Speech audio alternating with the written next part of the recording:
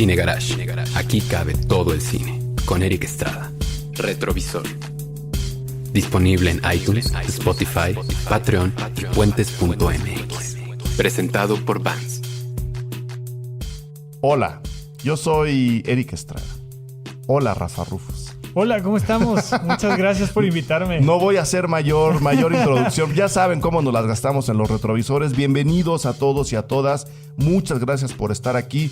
Muchas gracias a la gente que nos sigue a través del sistema Patreon de Puentes y de Cine Garage, que están viendo esta grabación en directo, en vivo y en directo un viernes en la mañana, una mañana muy bonita de preverano, ¿no? Sí. Es un día muy, muy agradable. Vamos a hablar de un peliculón, vamos a hablar de muchas más cosas, como siempre que viene Rafa. No quiero dejar de agradecer a toda la gente que ya es Patreon, que ya está en el sistema, que están disfrutando de este tipo de contenidos y otras cosas que vienen. Justo estábamos hablando, Rafa y yo, de cómo se pueden hacer todavía más cosas.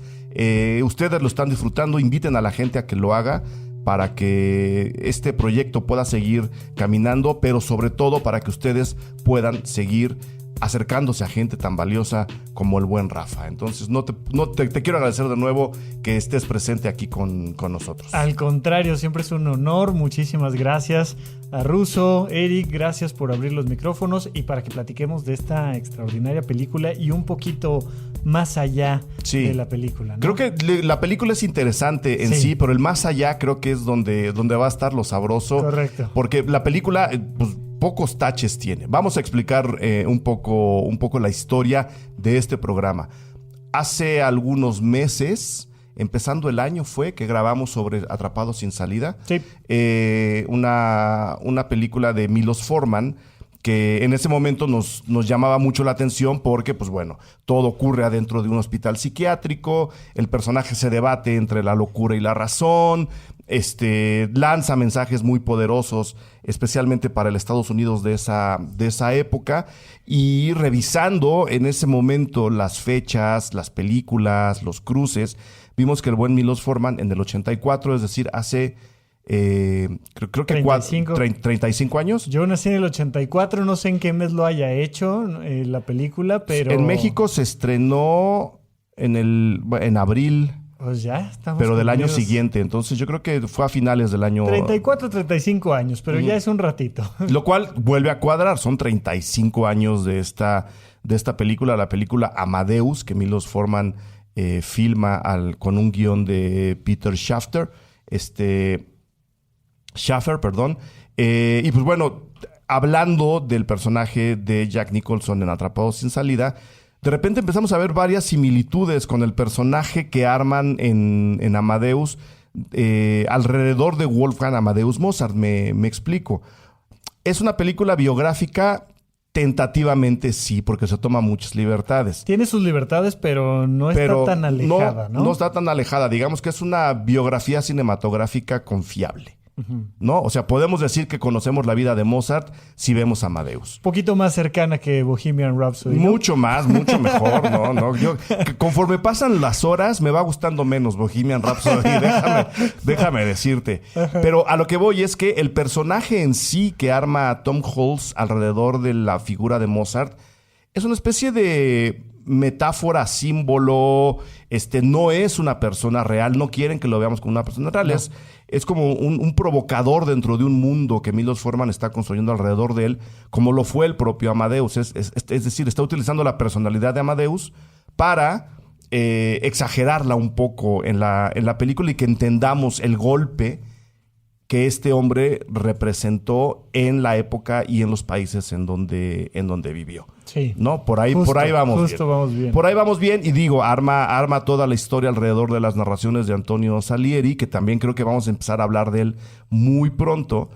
Definitivamente.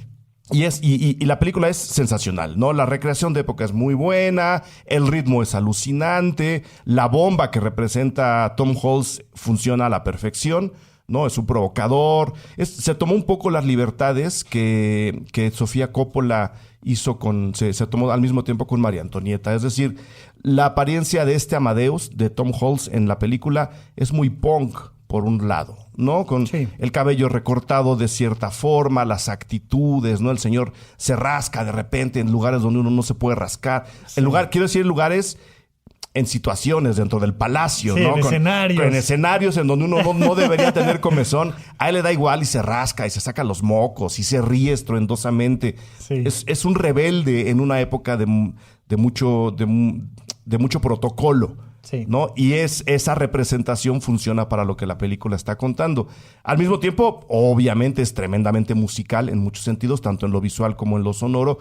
Es una película en forma, entonces yo creo que la parte cinematográfica la vamos a ir a empezar a obviar conforme entremos a los personajes. Sí, correcto. ¿Por qué queríamos entrar al personaje de Amadeus en esta película? Porque hablando de Atrapados sin salida, yo le decía a Rafa, ese personaje y el propio Amadeus, lo vamos a tomar como cierto, lo que vemos en la película, se debate entre la locura y la genialidad, entre el loco y el genio. Sí. Y la pregunta en ese programa que ahora vamos a empezar a tratar de resolver, yo no, Rafa, por supuesto, tiene todas las credenciales para hacerlo, es, ¿se puede ser genio sin ser loco? ¿O todos los locos son genios que no hemos reconocido? ¿O dónde está el punto de encuentro? ¿O no hay punto de encuentro? Sí. ¿Van claro. juntas, van separadas, son lo mismo? ¿Por qué a veces están juntas y por qué a veces están tan separadas? Sí, es justamente de lo que queremos hablar, ¿no? De la perspectiva de la locura, que es siempre mi tema, es a lo que me gusta entrarle. Y quisiera empezar como por la parte más seca, más burda, desde la perspectiva médica. Es decir, hoy en día la psiquiatría marca que la locura implica una disfunción. El hecho de que por este trastorno que tienes tú ya no puedes componer, o ya no puedes pensar, o ya no puedes escribir, o ya no puedes cuidar a tus hijos, o cuidarte a ti mismo, entonces es que psiquiátricamente estás loco. Pero la verdad es que empiezas a ver que los límites siempre se van desdibujando, hasta un punto donde a mí me gusta más salirme de esa visión meramente médica y afirmar, como dicen en Alicia en el País de las Maravillas, que aquí todos estamos locos.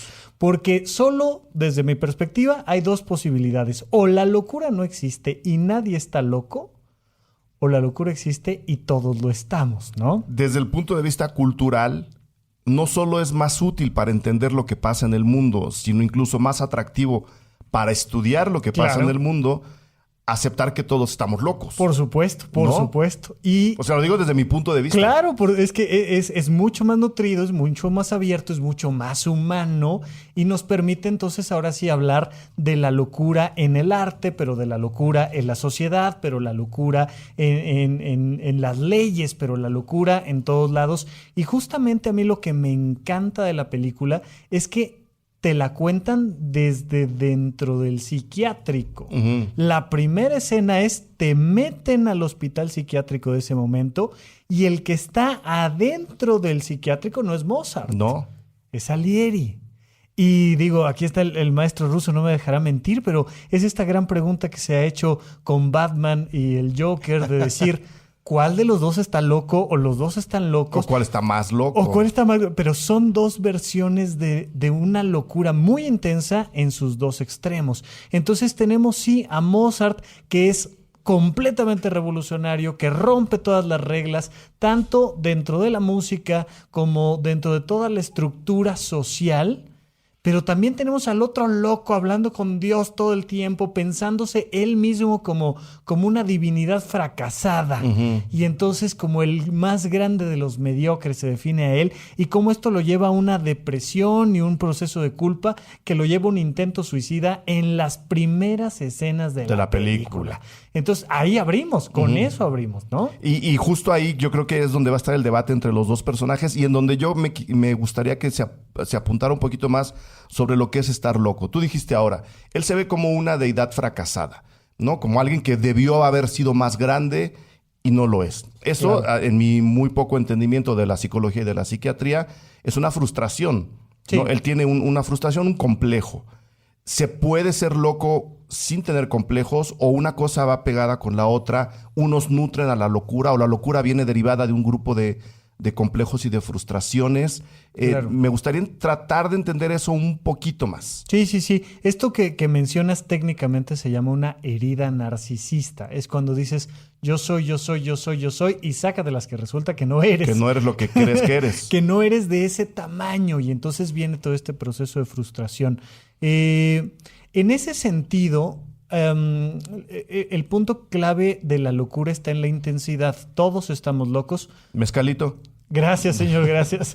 Todos estamos locos, pero no todos estamos igual de locos. ¿Se puede? O sea, médicamente hablando, ¿se puede hablar de que alguien está más loco que otro? ¿Hay niveles de locura? Definitivamente hay niveles de locura, hay niveles de depresión, hay niveles de ansiedad, hay niveles de psicosis, hay niveles de narcisismo, hay niveles de lo que me digas, hay niveles. Entonces, justamente el punto es que estamos frente a estos niveles, y estos dos están en los niveles extremos. Claro, desde esta perspectiva, Mozart es revolucionario, pero de principio no está muy loco. Se va poniendo loco a lo largo de la película. Pero de principio simplemente es él, se ríe, crea, él se sabe como el mejor compositor de toda Europa, pero no le afecta, ni le va ni le viene. Simplemente él está jugando a eso. Es lo que le tocó ser, digamos. Es lo que le tocó ser. Y en ese sentido, la genialidad es una locura, porque la genialidad te saca del promedio. Entonces, si tuviéramos una campana de Gauss, ya sabes, esta clásica campana donde lo normal está al centro y lo extraño está en los extremos, pues está el tonto, que es tan tonto que no alcanza los niveles normales, y el otro loco que es loco porque es tan genial que sobrepasa por mucho los niveles normales. Y vas viendo en la película cómo de repente él ya lo tiene en la cabeza. Él no tiene que crear, ya nada más convierte en acciones eso que ya está en su cabeza. Lo dice Salieri en una escena muy bonita, cuando esta chica va y le entrega las partituras de las composiciones de Mozart, y le dice Salieri, hay que explicarle a la gente, era un poco pues sí, no la antítesis, trabajaban juntos Salieri y Mozart en la misma corte, sí, ¿no? Estaban haciendo música para la misma corte, nada más que pues a uno, como lo acabamos de ver, le salía así como estornudar, y Salieri estaba esforzándose por otro lado, ¿no? Como queriendo demostrar que es un genio a través de unas cuadraturas ya muy extrañas, muy poco natural, lo describiría yo. En consecuencia, había un roce de Salieri, un rechazo de Salieri a Mozart, porque a Mozart le daba lo mismo. En algún momento, Salieri tiene las partituras de Mozart enfrente, y lo que le acaban de decir es, pues el señor Amadeus no hace copias de sus partituras, él escribe, ¿no? Y estas son las originales, es lo único que ha escrito, y si se le olvidan, pues las vuelve a escribir. O sea, no tiene que volver, o sea, no tiene por qué copiarlas. Si él quiere volver a bajar cualquier cosa que se le pida, la vuelve a escribir, no hay ningún problema. Y Salieri lo dice justo desde el psiquiátrico, porque vamos y venimos a este punto del psiquiátrico. Todo el tiempo, ¿no? Todo el tiempo lo vemos a él ya demacrado y envejecido en el psiquiátrico. Lo dice, es increíble que Mozart llegó a un nivel en su vida en el que lo único que hacía era tomar dictado de su cabeza. O sea, su cabeza le dictaba, y él lo único que hacía era tomar dictado y entregar las partituras. Su música y la composición estaba completamente hecha en su cabeza. Sí, ¿no? Claro. Y ahí es donde vemos la genialidad, y lo vemos desde el inicio, ¿no? Donde están tocando la pieza que Salieri acaba de hacer, y le dicen, ¿le presto las partituras, señor Mozart, para que se ponga a tocarle? No, ya le entendí, ¿sí? Va más o menos así, ¿no? Aunque la podríamos mejorar, sí. Mira. Y le rompe ahí por primera vez a Salieri, que además tenía mucha ilusión de conocer a un par, ¿no? Salieri quiere desde el inicio encontrarse con Mozart, que es tan grande como él. Tal vez hasta le hubiera dado la oportunidad de ser un poquito mejor, siempre y cuando lo hubiera visto bien vestido, siguiendo las normas, esforzándose mucho por sacar todo este arte, y al contrario lo ve tirado a la lujuria, echándose ahí abajo de la mesa todo lo que puede, y es cuando le empieza a romper, y cuando se da cuenta de que no es un poquito mejor que él, es mucho mejor, es muchísimo mejor que él, y es cuando ya no puede. Y dice, entonces se volvió mi gran enemigo, había que destruirlo pero al mismo tiempo lo admiraba y lo destruía todo el tiempo. Que es otro rasgo de la personalidad de Salieri que me gustaría comentar. Número 1, ¿por qué estar enfrente, al lado, alrededor de alguien a quien odias y admiras al mismo tiempo? O sea, no se debería romper esa relación en un instante, decir, a ver, pues sí, es mejor que yo, por lo menos para los términos que esta corte quiere, él encaja mejor que yo no tengo nada que hacer aquí. Y 2, ¿por qué odiar y admirar o sea, ¿cómo se puede odiar y admirar al mismo tiempo a alguien? Porque por mucho que Shyamalan haga algo, yo jamás lo voy a admirar. O sea, no voy a llegar hasta allá, Russo. Perdón por meterme. Venga. No, pero es que favor. mencionaste a Shyamalan. Sí, no sí. fue por eso. No, perdón por metiche, pero está Supracortical y Cine Garage sonando, ni modo que, Sí. que no me arrime. Y el chiste. Y aguas. Y todo lo demás. Sobre la idea del héroe virtuoso de la guitarra, de la composición, del metal, del pop, de los deportes, creo que ahí hay algo en lo que Rafa nos puede dar claridad, y en algún podcast de Supracortical lo ha tratado, en esta necesidad de tener tal vez un ídolo que cumpla con un cierto tipo de virtudes para confiarle a nuestros hijos, a otros fans o a nosotros mismos. Y cuando descubrimos que Amadeus, que Mozart, no solo no cumple con esas virtudes, sino que además va por un camino que nos parece tan ajeno, tan disparatado. Tan fuera de la regla, ¿no? Ajá, en un viaje de vanidad y de hedonismo. Es tal vez por una construcción que nosotros nos hacemos de cómo queremos que sean estos seres a los que les otorgamos, no que por mérito propio no lo tengan, pero les otorgamos cualidades de semidioses, ¿no? Como tienes esta habilidad para dictar música de inmediato o escribirla sin hacer ningún borrador. ¿No es también parte de nuestra culpa por idealizar tanto la figura de el héroe? Sí, es un proceso infantil, mira. Y voy a poner un ejemplo que nos va a sonar mucho más cercano que Salieri. ¿Tú crees que alguien hoy por hoy admire y odie a Michael Jackson? Sí. Lo admiras por una cosa y lo odias por la otra. sí. El problema es que mientras más infantil es una mentalidad, y me refiero literalmente a mientras más pequeño es un individuo, o bien, aunque ya sea adulto, siga pensando como niño, le cuesta trabajo matizar. A un niño le cuesta trabajo matizar. No puede entender que un robo sea bueno. Los robos son malos, y conforme van creciendo van entendiendo que hay ciertos Sí, claro. robos. Quien se roba un pan. Quien se roba ¿no? un pan para sobrevivir a lo mejor no está tan mal, pero ese matiz requiere de una madurez. Hoy en día nuestra sociedad sigue pensando que la gente que es excepcional bailando en un escenario o componiendo música tiene que ser excepcional En todo lo demás. en todo lo demás. Y no. O sea, y cuando podemos matizar eso, tenemos que entender que una cosa es que yo le aplaudo en el escenario, que bajándose del escenario lo metamos a la cárcel.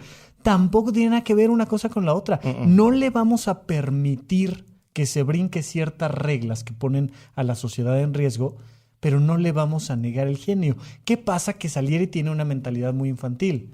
Si Dios me permite entender la música, tengo que ser el más grande creador. No puedo entender que me permita entender la música, pero que no me permita escribirla y tocarla a ese nivel. ¿Qué es esto que seguramente te ha pasado a ti con el tema de... Si tú, Eric, no sabes hacer películas y no has ganado un Oscar, tú no puedes criticar una película que haya ganado un Oscar. ¿Por qué? Como Bohemian Rhapsody. Como Bohemian Rhapsody. ¿Por qué? Porque mi mentalidad, todo tiene que estar junto. Entonces, incluso desde filosofías orientales se dice, cuando el maestro señala la luna, el idiota mira el dedo. Es como de, güey, o sea, si te está señalando la luna, independientemente de quién sea esa persona, tú voltea a ver la luna. Aquí Salieri no puede separar la moral de Mozart de la genialidad como compositor y como músico que tiene Mozart. Entonces se vuelve loco porque Salieri valora como lo más divino la música y rechaza en lo más profundo la falta de moralidad. Y entonces, pues precisamente ahí es donde le empieza a hacer cortocircuito a la cabeza. Imagínate a alguien que está cerca de Michael Jackson o alguien que está cerca de Cuarón o alguien que está cerca de yo quién sé quién, que de repente dice, es que sí, pero es alcohólico, o es que sí, pero es grosero, o es que sí, pero es que en este otro aspecto es tonto. Y entonces viene esta confusión cuando además tocan algo tan sagrado para ti como decir, los niños, es que valoramos a los niños, sí. Y entonces no tenemos que escuchar a Michael Jackson, ¿por? Sí. Y la gente, te juro, hoy en día está pariendo chayotes de decir, es que no sé si volver a poner música o no. Hay de estaciones Michael de radio Jackson. completas que están en ese dilema. ¡Claro! Hay una frase también bien interesante, ahora ojalá venga al caso, pero ya sabes que yo me desvío muy rápido, del propio Mozart. O sea, Amadeus en algún momento explicando lo que él hace, le dice, no recuerdo a quién, a ver, sí, yo soy vulgar, Sí. pero les prometo que mi música no. Al emperador le dice, Sí, es sí, que sí, sí. está en esa escena. Yo soy una persona vulgar. Fíjate, y esto es algo padrísimo. Estaba platicando con una crítica de teatro hace nada sobre este aspecto. Antes, y de hecho el gran genio aquí, Mozart, lo muestran claramente, como dice, ya estoy yo cansado de que tengamos que representar a dioses y a titanes y a estas figuras que ni existen y que cada vez nos interesan menos. Y entonces dice, quiero hacer una ópera sobre las bodas de Fígaro y sobre la gente normal y sobre un empleado que está midiendo a ver si en su casa cabe una cama o no cabe una cama. Y le dice, no, a ver. La ópera es de la divinidad. Exacto. Y él dice, a ver, yo No, entiendo, yo no quiero. yo entiendo que soy un vulgar, ¿ok? Yo entiendo que erupto donde no debo y me rasco cuando no debo. Pero les juro que la música no es vulgar. Y que con esa música divina podemos hablar de cualquier cosa. Y ahí muestra él ese matiz que él sí tiene. Él se sabe vulgar. Él no pretende ser divino. Creo que ni quiere. No quiere, no le interesa. Pero sí sabe al mismo tiempo que tiene ese don excepcional de acercarse a la música en ese nivel. Hoy lo llamarían comunista, pero no vamos a entrar a esos términos. Un poco lo que está diciendo Mozart es, hablemos del mundo real. Hablemos del mundo real. Que es mucho de lo que yo alego siempre cuando se habla de una película o de cualquiera que tú me escojas. No importa qué te cuenten, sino cómo te lo cuenten. Y lo que está diciendo Mozart es eso. Yo lo quiero contar bien. No importa si estoy hablando de las bodas de Fígaro.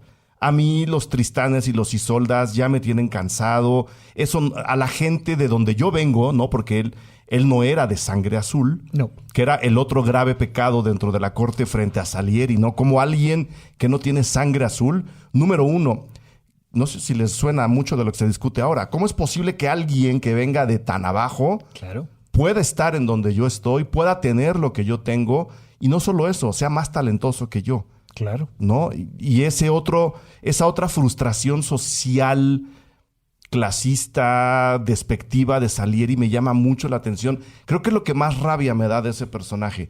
Que el desprecio real, o muy buena parte del desprecio que tiene ante el personaje de Mozart, es porque no pertenece a la realeza. Porque no viene de ahí. Sí, no viene de los grandes. Y digo, ahorita lo tocas de esta manera y me recuerda incluso hasta la historia misma que el catolicismo nos cuenta con Cristo, el gran rey que nace en el pesebre, ¿no? El gran rey que viene de allá de un pueblito lejano. Pero sí, justamente lo que platicaba con esta chica crítica de teatro, Isabel Castro, me decía, en el principio lo importante era la divinidad en el teatro. Era Dios quien escribía y era para Dios para quien representábamos las obras. Después bajamos a, no, ya no son estos textos divinos, ya lo importante son los guionistas, los directores, y ahora lo estamos bajando a los actores. Los actores están haciendo lo que quieren con las obras, pero realmente el énfasis tiene que estar en el público. Todavía la gente se siente tonta cuando es que no entendiste a tal director, o no entendiste tal producto, no entendiste. Tú que eres tonto eres el que no entiendes. Y de repente estamos volcándonos un poco más a decir, no. Aquí lo importante es el público y todos tenemos el mismo derecho de dar nuestra opinión, de apreciar a alguien y de matizar y de abrir ahora sí la conversación para hablar del mundo real, porque al final de cuentas no es el mundo de los directores o de los escritores de ópera, es el mundo de la gente y todos formamos parte de ese mundo y es de lo que tenemos que estar hablando en realidad, ¿no? Ok. La figura...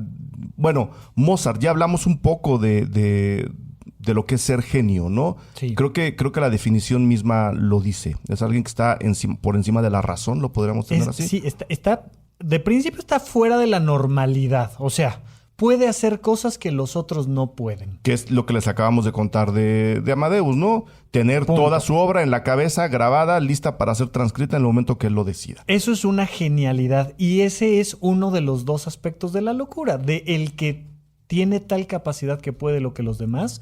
Y el otro extremo de la locura es el que no tiene la capacidad para hacer lo mismo que los demás. Que es donde Ambos está Salieri. están locos. Claro. ¿No? Sí. Ahora, ¿por qué en la película Mozart, que es completamente hedonista? Estamos hablando en Niños y Niñas de un personaje que murió a los 25, 26 años. O sea, Mozart murió muy joven. Muy joven. Muy, muy joven. Todo esto que les estamos contando y toda la revolución que causó, tanto en las cortes, en sus formas, en la música, la manera de hacer y de entender la música, y que su nombre siga sonando hasta ahora, lo hizo muriendo a los 25 años, 26 años, por ahí no tengo bien el dato, pero de los 27 no pasa. Toma eso, Jim Morrison, ¿no? Esta genialidad que tiene Mozart y que nos deja muy bien descrita a Milos Forman en la primera parte de la película, se va volviendo locura. Sí. ¿Por qué? ¿Por qué se va volviendo loco Mozart? Sí. Precisamente porque como es un genio, no tiene la estructura suficiente que todos los demás tienen. Todos sabemos que... ¿No cabe en este mundo? ¿Es eso? Mira, yo sé, tú sabes que o ahorras un poquito o te vas a meter en problemas. Que no tienes una genialidad que te vaya a salvar, cabrón. Pero él sí la tiene. Él sí la tiene.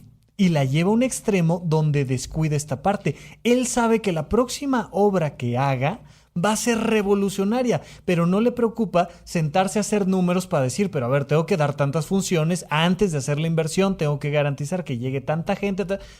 No le interesa, porque él confía demasiado en su genialidad y descuida la estructura de la vida.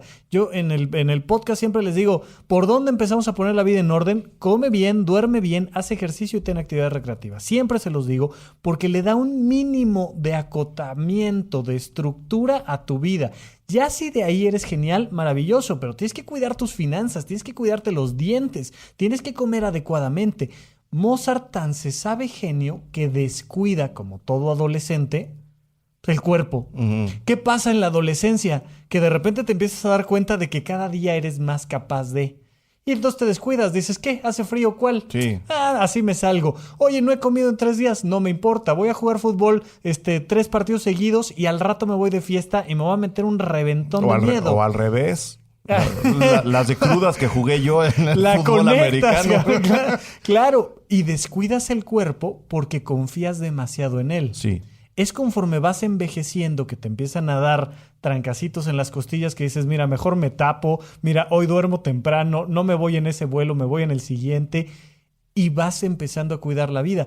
Mozart es una centella que se quema solita en unos instantes porque no se cuida en ningún momento económicamente y luego físicamente. Y entonces le empieza a pasar factura el cuerpo y la economía y empieza a caer en una serie de circunstancias que lo van enfermando hasta que se muere. Porque no puede controlar lo que nunca ha sabido entender, que es la vida común. O sea, no porque él no coma y no duerma. No. Pero su cabeza está ocupada en Claro. hacer música. Tiene demasiada alma y muy poco cuerpo. Acá el maestro Russo quiere aportar con algo. Pero... Venga, Russo. Doctor, ¿y en qué medida influye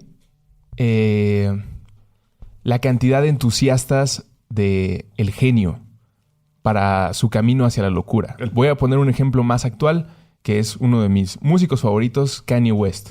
Sí. Considero que a partir de la cantidad de personas cuyos elogios rebasan el eres un buen artista y lo llevan a creerse un dios o a aportar comentarios que lo separan de la humanidad, pues supongo que cuando son 10 personas, o tus papás, o tus primos, pues algo que puedes manejar porque entiendes que hay un cariño pues, natural. Sí, ¿no? sí. y previo a tu entrega de obra. Sí. Pero cuando es estadios, arenas, Festivales. millones de seguidores en redes sociales, en el caso de Mozart no existían esas tecnologías, pero sí existían las salas, los reyes, Los teatros, ¿no? los Sí. representantes de la iglesia, y supongo, y es donde nos puede dar luz, cómo contribuye eso también a un delirio, a que se desconecte esta persona de las actividades que refieres para mantener la salud mental y empiece a tener estas alucinaciones, no sé si es la palabra correcta, en las que se cree algo que él no tenía ni en sus planes, sino es más, es tanto el eco que genera alrededor de él la idea de que es alguien superior, pues que en algún momento se lo puede llegar a creer. Sí, porque una cosa es saberte bueno y otra cosa es que te lo digan todo el tiempo. Claro, es muy diferente y vuelvo a lo mismo, es que de verdad todavía somos una humanidad muy infantil porque te aplauden dos y te sientes grande. O sea, decía alguien muy querido mío, decía, ¿quieres volver loco a alguien de poder? Entrégale las llaves del baño. Cabrón. O sea, y ya, espérame, aquí yo soy el que tiene las llaves del baño. ¿Me recordaste la película... la de The Experiment, se llama, una cosa así, alemana, Sí. donde pues a un grupo de civiles les dicen, tú eres policía, Y tú eres reo. tú eres reo. Y se lo creen. Ujú. Y entonces de repente te dicen tanto, es que eres grande, es que eres el mejor, es que te lo crees y te vuela la cabeza.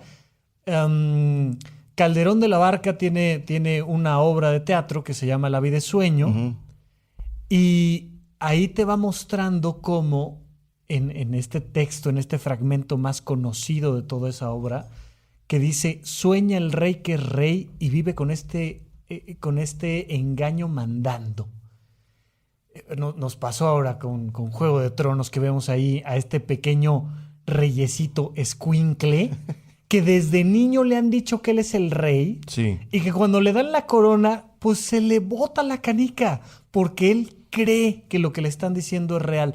Esta mentalidad tan infantil que tenemos, donde todos sabemos que si alguien de repente tiene un éxito tremendo, lo más probable es que empiece a caer en excesos, que empiece a entrar a hospitales psiquiátricos, a requerir de tratamientos mayores, y tenemos sin fin de ejemplos en Hollywood, tenemos sin fin de ejemplos de gente que pierde el sentido de su vida por el exceso de abundancia. Y es que no estamos todavía maduros para ser la humanidad que espero yo algún día podamos ser, de todos ser genios, pero tranquilos. O sea, Sí. aquí nadie es especial. Este Mozart, un poco para ahondar en la pregunta de Russo,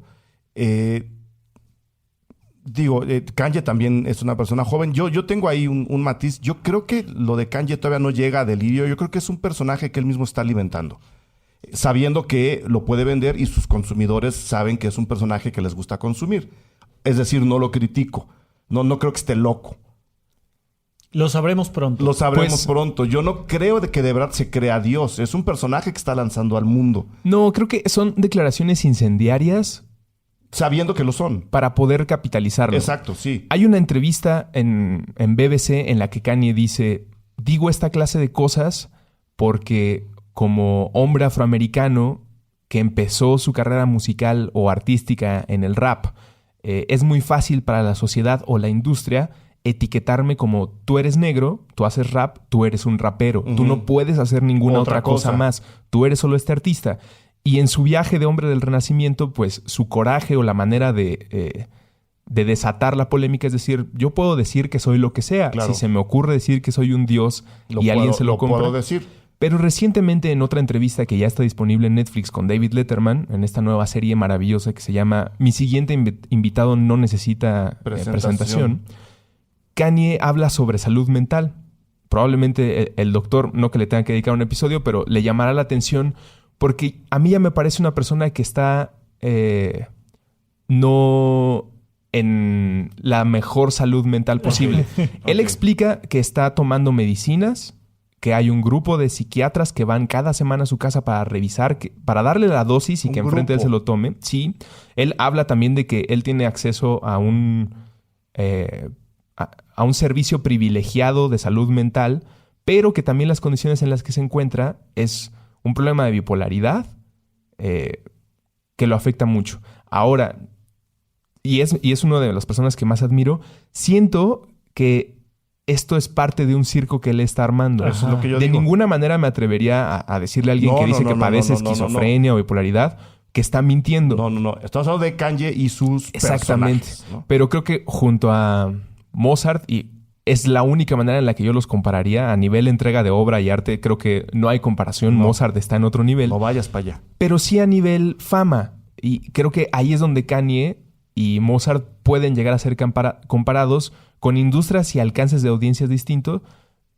Pero sí hay también encuentro cierto atractivo como creador del que te llamen loco. Porque entonces... Sí. Claro, eres el que nos puede entregar ideas únicas y especiales porque estás loco, pero apelando más al soy diferente y no al padezco un problema de salud que debe ser atendido. Mi trastorno no es peligroso. Ahora, fíjate, no quisiera dedicarle demasiado tiempo a esto y si quieres después lo platicamos y veo la entrevista y demás, pero el psiquiatra precisamente es el que se dedica a decirle a alguien que dice que es bipolar, que dice que es esquizofrénico, decirle, señor, usted no es bipolar, no es esquizofrénico, póngase a comer bien y a trabajar y deje de estar jodiendo. Yo no sé cuántos psiquiatras se necesitan para cambiar a un genio. Claro. O sea, ahora, por eso, no vamos a entrar a la genialidad de Kanye, hablemos de la genialidad de Mozart. claro. Mozart sí sabía que era un genio porque, o sea, él vivió la revolución que fomentó. No sé si me Sí. estoy explicando.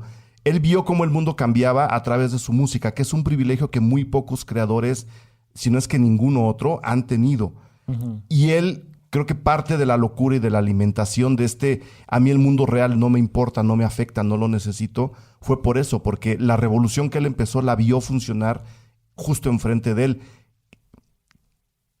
¿Se puede dejar de ser genio en algún momento? Es decir, ¿se le pudo haber agotado la creatividad? Porque es otro de los rasgos que Salieri le envidia tremendamente. ¿De dónde salen tantas ideas? Claro, me haces dudar, pero en general, o sea, habría que platicarlo mucho, pero mi respuesta sería no. No. Un genio es un genio nace.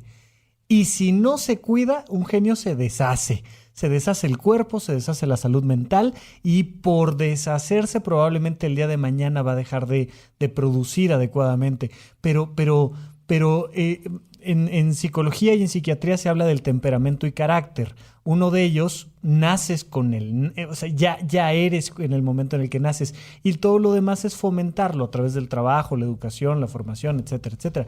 Pero en realidad, no, Mozart es Mozart desde el día 1 hasta el último día de su vida, por supuesto. Ahí el genio perdura y perdura y perdura. Si tuviste un flashazo de genialidad, si un día se te ocurrió una gran obra, si tuviste un one hit wonder, ¿no? Bueno, está padre, pero realmente eso no te convierte en un genio. Fue algo que, un chispazo. Algo que pasó. Nada más, ¿no? Ok. Pues entonces lo podríamos calificar de esa forma. Mozart, en la óptica de Milos Forman, en la óptica de la película, nace genio Y muere genio. y muere genio. Haciendo su requiem. Pero nace no loco y muere siendo loco. Sí, se descontrola, la falta de estructura finalmente termina destruyéndolo. El exceso empieza a destruir su vida. El exceso de gasto, el exceso de consumo de alcohol, el exceso de consumo de sexo empieza a destruirlo. Que ahí es donde normalmente los Salieris del mundo toman esta perspectiva moralista de claro, es que es el castigo. No es el castigo por romper las reglas, sino ciertamente si no tienes un poco de estructura, por el genio que seas de la vida, que seas de lo que me hables, te va a cobrar factura la vida. Porque punto. de hecho las reglas, y es algo que creo que la película deja muy claro, la película no es nada moralina, No. creo que lo deja muy claro. Las reglas que Mozart estaba rompiendo no eran las reglas sociales de convenciones y de protocolos. Lo que él hacía, lo hacía todo mundo. O sea, todo mundo se emborrachaba, todo mundo tenía sexo, ¿no? Todo mundo tenía excesos. Nada más que él, por estar en la cumbre, se notaban más. Exacto. Las reglas que estaba rompiendo Mozart eran las de la música. Y ahí es donde era genial. Claro, entonces la enorme rabia de Salieri, lo que termina por torcerle el cerebro y meterlo al psiquiátrico es, creo, darse cuenta de eso, que las reglas que rompió Mozart son las que él, Salieri, como persona y como creador, había querido mantener toda su vida, respetar toda su vida y hacer su obra a partir de esas reglas. Mozart no, Mozart, como dices, dijo, a ver, dejémonos de esas tonterías, vamos a hablar de estas cosas con música fina y elegante como esta. Claro. Eso es romper las reglas, no portarse mal y acostarse con quien quieras cada vez que se te antoje. ¿Es un exceso? Sí, pero ojo, todo el mundo lo hace. No, o Claro. sea, tampoco es así de, a ver, tú no lo harías, pues todo mundo lo hemos hecho, o todo mundo lo haremos en algún momento, o todo mundo lo hemos querido hacer. Y es donde está mi gran admiración hacia la película, que te deja muy claro que la obra de Mozart es lo que rompió las reglas e impuso otras para que alguien después llegara y las rompiera. Sí, por supuesto. Da ese paso más allá. Y sí, todos hemos caído finalmente en el exceso. Todos, cuando empezamos a ganar un poquito más dinero, engordamos. Sí. O sea, es como yo ahora ya me puedo comprar la pizza completa, me como la pizza completa. Y cuesta mucho trabajo mantener esa estructura. Pero por otro lado, Mozart tiene esta gran capacidad de decir, no, yo estoy viendo algo más. Y ahí es donde hay que admirar, apoyar, valorar y respetar a los genios. Porque son ellos los que dicen, oye, ¿y si damos un paso hacia adelante? Normalmente los sistemas tienden a tratar de evitar el cambio. De que no pase eso. Oye, sí. no, espérame, aquí siempre hemos hecho las cosas así. De repente decir, no, mira, podríamos hacerlas. Y es fácil, y te lo enseño, y está bonito. Y ahí es donde vemos esta explosión que hace Mozart con la música. Y Salieri con la capacidad de darse cuenta de que eso es divino y con la incapacidad humana de permitirlo. Y él mismo te lo dice. No solo estamos viendo en la película esta bipolaridad, estos dos extremos de la perspectiva humana desde la música, sino que adentro de la cabeza de Salieri dice, yo soy un hombre dividido en dos, lo decías hace rato.